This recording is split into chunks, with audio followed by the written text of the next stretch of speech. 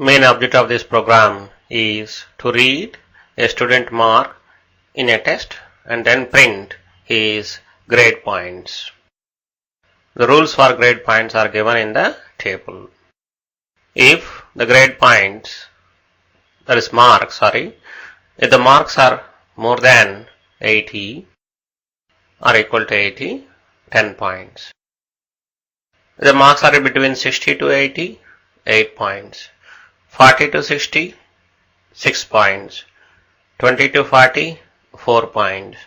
Less than 20, 2 points. That is the requirement for this program. The input for this program is an integer. Output is also an integer. As usual, we have declared, that is, we have included stdio.h, we have defined main, and then we have declared two variables m and p as integer type of variables, such that m variable is used to read the data, that is the student mark, and p variable is used to store the grade points.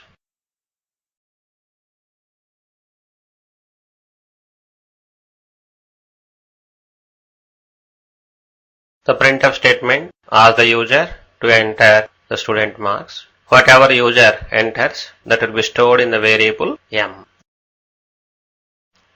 The statement p is equal to some expression that is used to calculate the grade points given the student marks. Remember, m is an integer, 20 is an integer, the result is integer. This is the entire basis for this program. We will try to analyze this statement in the coming slides. The printf statement prints the grade, whatever calculated, which is available in the variable p.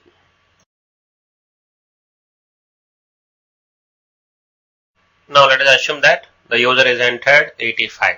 Now let us analyze the expression. What is the value of 85 by 20? That is 4. Then 4 plus 1, that is 5.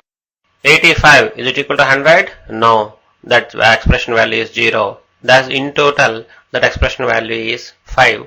5 into 2, 10 will be calculated. It will be assigned to the variable p and that will be printed. Now let us assume that the user is entered 65. What is 65 by 20? That is 3. 65, is it equal to 100? No, that is 0. So 1 plus 3 plus 0, that is totally 4. 4 into 2, 8. That will be assigned to the variable p and then it will be printed. Now let us assume this time the user has entered 45 as the marks. What is the value of 45 by 20? That is 2. Thus 1 plus 2 plus, is 45 is it equal to 100? No, that is 0. Thus the total, the bracket value becomes 3. 3 into 2, 6. That is assigned to the variable p and it will be printed.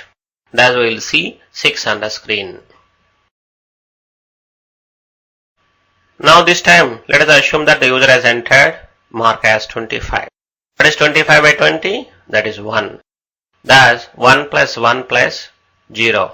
That is m, is it equal to 100? 25, is it equal to 100? No, that is 0. Thus the bracket value becomes 2. 2 into 2, that is 4. That will be assigned to the variable p and it will be printed.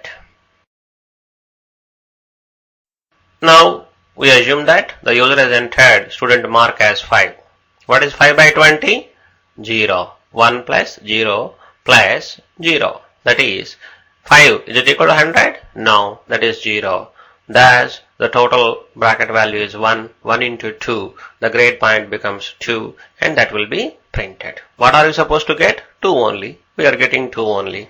Thus in this program we have demonstrated the working of that statement p is equal to something for all the possible values. Now let us try to explore what happens if the student mark is 100, that is m value is 100. What is going to become? 1 plus m by 20, that's 100 by 25. Whereas m 100 is it equal to 100? Yes, so that will be true 1. So this one and the first one gets cancelled. Effectively the bracket value becomes 5. 5 into 2, 10. We wanted even the student mark is 100, we should get only the grade point as 10.